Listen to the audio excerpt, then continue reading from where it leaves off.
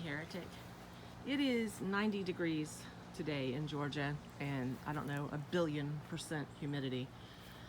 So because it's so hot and sunny, both compost piles are covered to protect them from, well, two things. One is evaporation. I don't want them to dry out.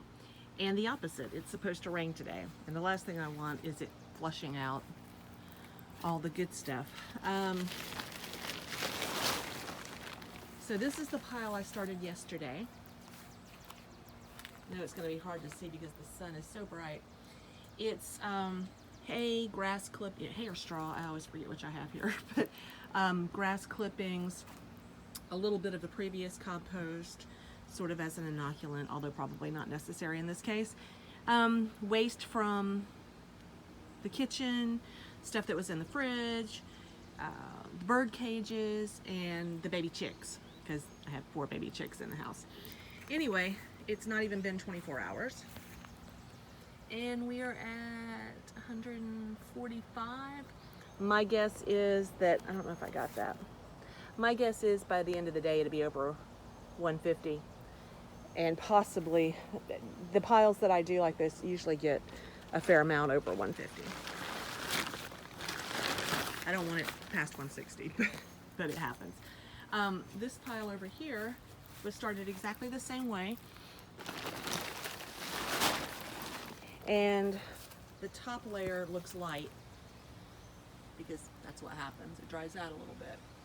And by the way, I've got to get that out. That's a Wendy's. I just threw all the leftovers, the leftovers and all the paper products from fast food in here, hoping it would break down. And the waxy things just don't break down like everything else does. And this pile reached over 150 at least 3 different times. And that's important because the hay or straw, whatever, that I use has grass seeds in it. Also,